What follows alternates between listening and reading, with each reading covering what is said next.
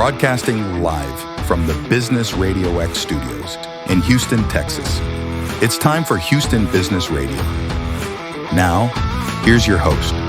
Hello, Houston. Trisha Stetzel here for another episode of Houston Business Radio. It is my pleasure today to introduce you to my new friend, Danna Olivo with Market Atomy. She is the CEO of this business. Danna, I'm so excited to have you on the show today. Oh, Trisha, I appreciate it. I'm really excited to be here to be talking about what we're going to be talking about. So, Yes, absolutely. We're going to tackle some really good stuff today. A little bit of mindset and a little bit of like deconstruction of this particular space that some people are a little afraid to work in, right? So it's going to be fun. So, Danna, tell us a little bit more about you as we get started. Well, myself personally, I am a business strategist. I work with small and medium businesses. My background is in marketing, business development, and strategic planning. For more than 35 years, I've worked within the architectural, engineering, construction, and technology markets. I have worked both locally and internationally down in Brazil. So kind of gives you a little bit of background as far as where my experience comes from. And as we get farther into our show, you'll understand why, I have gone in the direction that I have. Yeah, absolutely. So another interesting thing I'd like to talk about is the name of your business. So Market Atomy, and it's marketatomy.com, by the way, for those of you who want to go check it out. Danna, tell me a little bit more about this name of your business. Well, it started back in 2012. I was down in Brazil working as a strategist for the World Cup Games and the Summer Olympic Games, matching companies here from the United States to companies in Brazil. This was during the recession. Okay. So, and when, and I had a major accident down in Brazil that laid me up for a little while. And when I came back to the United States, I had several of my colleagues and everything that had to start their own businesses because they lost work. And they would come to me and they said, Danna, I don't understand what I'm doing wrong. I'm bleeding money. I need to make some changes with my business. Well, in the process of talking to them, and understand, I'm in recuperation. I'm going through surgeries, but they're coming to me, And so in the process of talking to them, it became really obvious that these were good business people in the sense which they had good products and services, but didn't know how to build a business around those products or services. And in an effort to explain to them in a language that they understood, I developed what's called the Market Atomy concept, marketing anatomy, or the anatomy of marketing. Mm-hmm. And it's built around the human body. And what the purpose was to identify and show them where the heart of the body is your soul. It's your passion. It's love. It's why and who you are. Well, in business, the heart of your business is your passion. It's why you do what you do, where that passion comes from. Also in the body, the brain has everything that's needed to keep the heart going, right? Well, in the business, in the brain of the business is the playbook. It's your systems, it's your processes, it's everything that you need to help that business grow around your product or service offering. So in the human body, can the heart operate without the brain? No. So this is where I explain to them, you need everything in place, the brain and the heart of your business working cohesively to push your message, your clear message, through the channels, marketing channels, which are the veins of the body, to the body, which is your target market. But keep in mind, the soul of the business is you. And so by explaining to them and then breaking that down into different areas that they needed to focus on to build those processes and systems, they finally realized, oh, yeah, I hadn't thought about that. Mhm. So that's where Marketatomy came about. Okay. I love Yeah. that. It makes it so simple the way you break it down. You need all of these things to be functioning together to Right. make it whole, right? Right, right. And as a strategist, when I'm working with small and medium businesses, that is so critical is to put it in terms that they understand because a lot of them did not go to school for business or marketing like I did or what you might have gone to school for. A lot of them just started their business or they're tradesmen or something like that. So you have to be able to explain this to them in a language they understand that is not talking down to them. Mhm. And that's where I pride what we do at Marketatomy is the fact that we come in where I've been there, I've done that. I know Mhm. exactly what you're going through and I can help you Yeah. I love that. Without judgment. Without without judgment. Yes. No, yeah. definitely. Because you've been there before, absolutely. So, Dana, you've given some a little, kind of peek into you had a life-altering event, which really set this new business into Mhm. motion because people needed something, and that's usually how things work.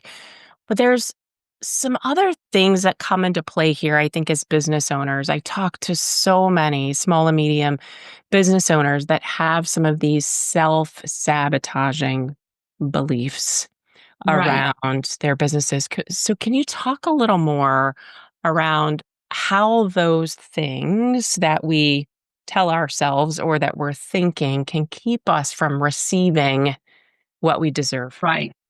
Well, and this was a critical turning point for me. And unfortunately, it did not happen until after I was 50 years old, you know. Yeah. But for years, you know, I had hit bottom Mhm. and had to rebuild, to the point where I have a tattoo on my back of a phoenix to remind myself, okay, I'm always going to rise up out of the ashes because I've Mhm. always believed I could do whatever I put my mind to. And this is the same thing with what had happened down in Brazil. Okay. We were doing very well. And then all of a sudden, this accident happens that lays me up for over a year. Mhm. Uh, and, um, and then what happened was working with my psychiatrist, my counselors, and stuff like that. I came to realize they pointed out the fact that the reason I kept failing was because of the fact that even though I believed I could do anything I wanted, where I was fighting was right before I crossed over and had to deliver. Mm. All right. I would believe and I'd be promoting and saying, I can do this, I can do this, I can do this. And then I get to a point where I have to cross over and deliver. And then something would happen. Mm. And usually it was something that I had done, or it was something that, I don't know what it was, but what we figured out was the fact that I was self sabotaging myself because I didn't, I felt like I was going to be found out to be false or, just, just not true to what I was teaching, Yeah. which wasn't the case. But Mm. in my mind, I was thinking, okay, I'm not good enough for this. Mm. So when it comes to delivering, I didn't want them to find out that I was a fraud or Mhm. something. Mm. Does that make Okay. sense? Yeah, You know, absolutely does. I think a lot of us struggle with that, right? The identification of, are we in the right place doing the right things? Are we capable? Are we good enough? And I think we right, oftentimes we ask those questions of ourselves. So what's the rest of the story, Dana? How you were able to overcome this space, right? This right. barrier between believing and actually receiving what you desired. Well, while I was going through this, and it took less than 2 weeks for me to do this, I wrote my fifth book. Okay. And it's still in the editing. I'm still kind of flushing it out in my mind, but it's written. It's been edited by, the professionals and everything, but I want to make sure. But basically, it talks about the fact that my entire life, this has been going on. I've had a very strong belief system, but somehow I was always self-sabotaging. So what I did was, I've got a sign right in front of me that says believe and receive. Okay. And by doing that, I keep reminding myself that I can do it. I'm not fake. And I've had people come up to me and tell me, I'll tell you a story. I had a gentleman who was also a strategist, but he was one of the higher end. I don't want to say he was a higher end. He was your traditional strategist, Okay. which went to college, for business strategy and everything. And we were on a panel together. And after the panel got done, he looked at me and says, "Danna, we need to go. We need to go have some lunch." And I'm thinking to myself, again, this self-sabotaging behavior. I'm thinking, oh, hell, what the hell did I say wrong this time? That Yeah. type. When I had my accident in Brazil in the ambulance, when it finally dawned on me, the first thing I said to myself is, "Danna, what did you do this time?" Oh, goodness. So these are things that, but anyway, Harry, when he told me, he says, "We need to go have lunch." I said, "Okay," we go and we sit down. He looks at me and says, "Your poop." And I said, huh? He's a good old Oklahoma boy. Okay. And I said, "Huh?" And he looks at me and says, "You know what you're talking about." And I looked at him. I said, "Harry," I said, that means a lot to me coming from you, because I had a lot of respect for him. He says, "No." He says, "You know as much, if not more, than any of us on that panel. The difference is in the way that you deliver it." Mm.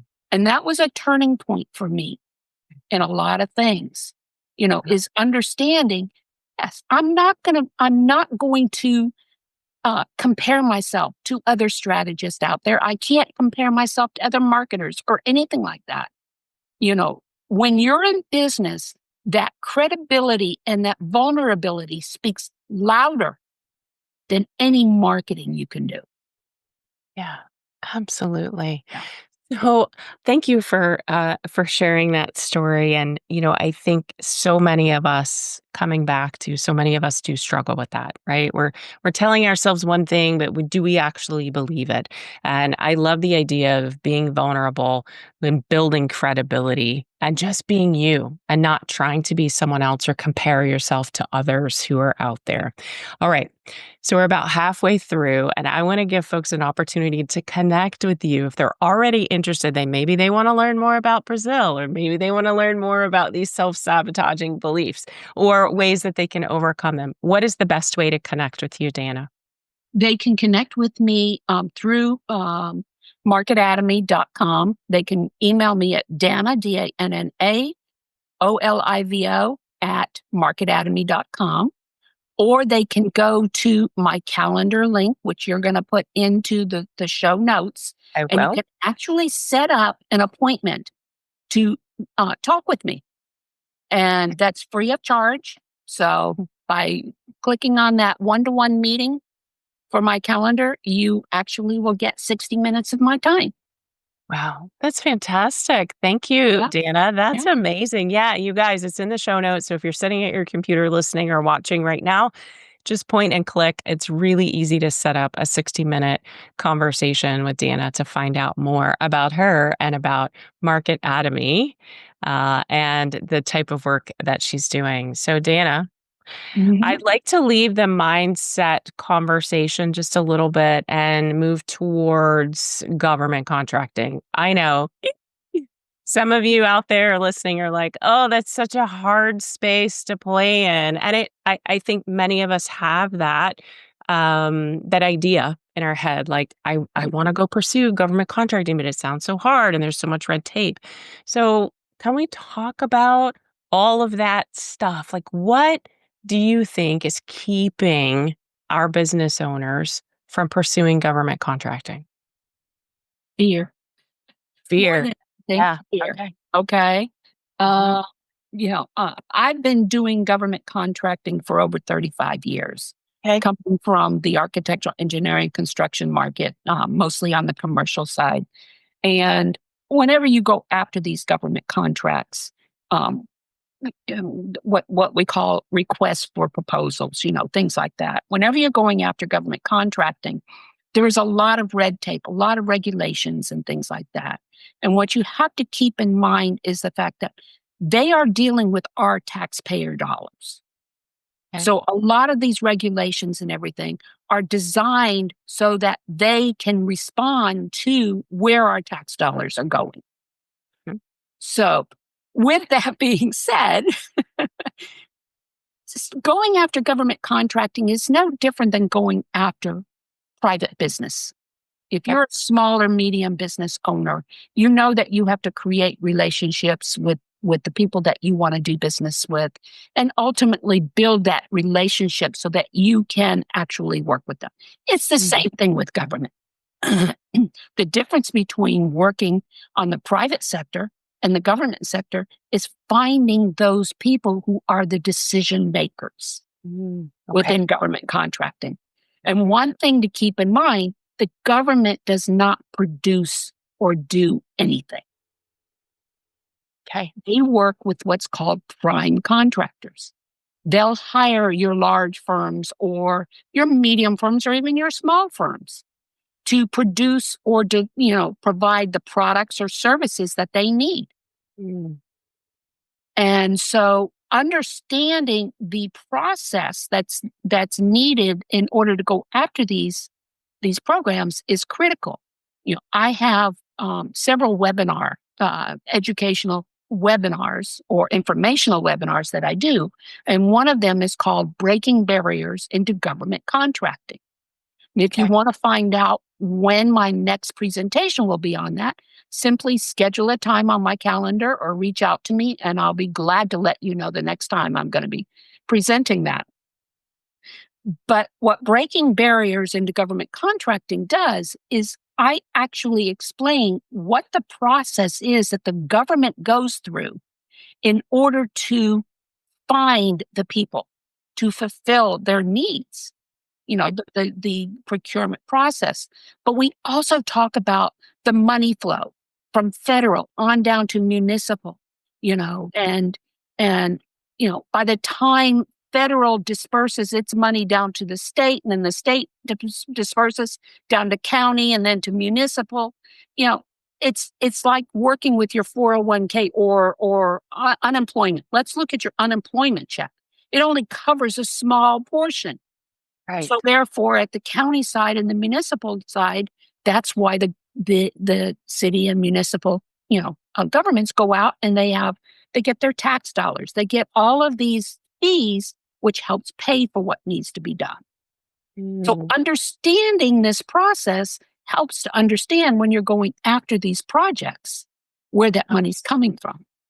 Okay. Okay. Yeah. It sounds so complicated, It Danna. is. It sounds complicated and it's a lot to take in. It's like drinking through a fire hose. When you sit down and as a strategist, what I do is I work with these companies to coach and mentor them through the entire process. Is Wow. what I do. I help them get their certifications. I help them get, registered as vendors. There's a lot of things that have to be done, but having somebody who understands the process is critical.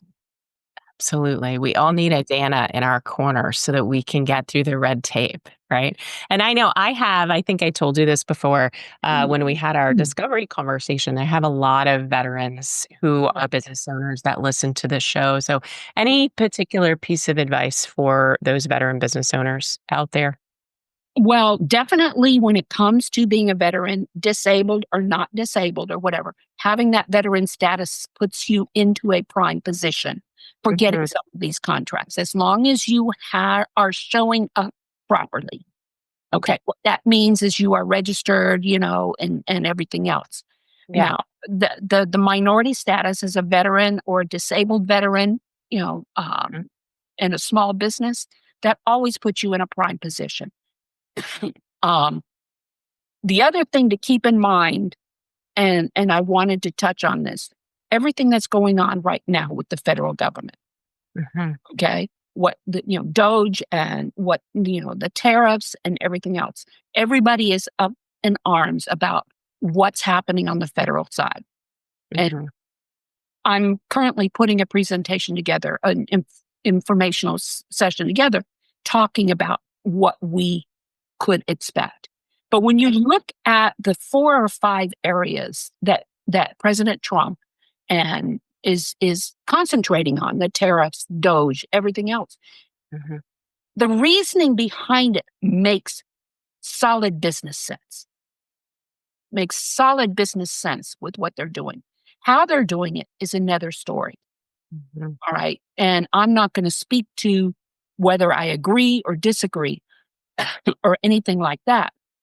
But to keep in mind, we've needed this reasoning behind doing these for a long time. Mhm. And what's going to happen now is on the small, medium business side, when we're going after contracts, the tariffs are going to force things back to the United States. Okay. So therefore, small businesses won't have to compete with the lower rates. They're going to Mhm. be able to compete on a more level field. Mhm. And then the other thing to keep in mind is with Doge. Ultimately, once this all Ferris, gets taken care of or whatever, we're going to be dealing with a smaller government entity. Mhm. And in order for them to be able to handle everything, they're going to have to introduce some kind of streamlined processes, leadership processes, Mhm. all of this to make it so that they can still fulfill what needs to be done for us as citizens at a government level. What's that going to do? It's going to open up more leadership, more agile, systems, processes, and things like that to do training. So it's going to Mhm. open up more stuff. So there's some positives that come out of what's happening federally, but there's Mhm. also some negatives. It's not going to be ironed out. We're not going to really start seeing any um, responses or actions or positive responses probably for another 10 to 12 months. It's Mhm. going to take that long for it to really start coming out, I think. Mhm. So, what I'm hearing, Dana, is that there are still opportunities out there to do business with the government. There are, and there may be more down the road and an easier way to get there. In the meantime, those of us who don't know what in the world we're doing when it comes to government contracting, we have to get in touch with Dana. So, one more time, Dana, tell people where to go to find your contact information or how to connect with you. You can connect with me through my email, which is danna.olivo@marketatomy.com, or schedule a time on my calendar through the link that's going to be in the session notes. I don't give out my phone number primarily because I get so much spam call that I have it. If your phone number's not programmed in my phone, it goes straight to voicemail. If you want to leave a voicemail for me to call you back, I'll call you back. But You can do that. Well, the easiest way is just to connect with you either through your website email or just go directly to your Calendly link that is there and they can just book some time with you. So, as we finish up today, thank you, by the way, for such a great conversation around two things that I think are really hitting home with people right now. But I'd love to hear a success story, either your own or someone that you've worked with. oh goodness, well, my own. Um, I would say the biggest success I have is just what I've realized about myself as far as the self-sabotaging behaviors and being able to get through with that. But as far as business is concerned, because I am concentrating a great deal more on the government side Mhm. rather than the private side, doesn't mean I'm not doing the private, but the focus right now is on government. I've been able to get one of my customers into NASA here in Florida, okay, at the Space Coast. And then also, I am currently working since I've been putting out my um, breaking barriers presentation, my breaking barriers speech, I am closing on average 60% more than what I was when, because it comes back to that vulnerability and credibility. By Mhm. doing my speeches first, they see and hear, okay, I know what I'm talking about. Yeah. And then I leave it up to them to reach out to me in order, and I do a great deal through my calendar because I love talking to people and I love just handing out information that will Mhm. help them make decisions. And getting into government contracting is not hard. It is not hard. It Mhm. The federal side does have a long lead time. The local side is a shorter lead time, but the bottom line is you have to develop relationships. Mhm. You know. And have Danna in your corner. I'm just saying. Thank you, Trish. Oh, you're very welcome. Thank you so Yeah. much for being with me today. Fantastic conversation. For our listeners, everything that you need in order to connect with Danna is in the show notes. You can just point and click. Or if you happen to be in your car, you may have to come back and grab the recordings so that you can connect with her on her Calendly link and book some time with her. Thank you so much for offering an hour to anyone who's listening. That is very special. We appreciate that so much and I appreciate you being on. Yes, and also anybody who books on my calendar, I have a special gift for them. Uh, Oh, special gift. We yeah, love special yeah. gifts. So Danna, thank you yeah. so much. Danna Olivo with Market Atomy LLC. I appreciate your time today. And maybe we'll have to have you back on to tell more of your story. How about that? Yes. No, definitely. Definitely. Thank you. You're very welcome. And that's all the time we have for today's show. Join us next time for another episode of Houston Business Radio. Until then, stay tuned, stay inspired, and keep thriving in the Houston business community.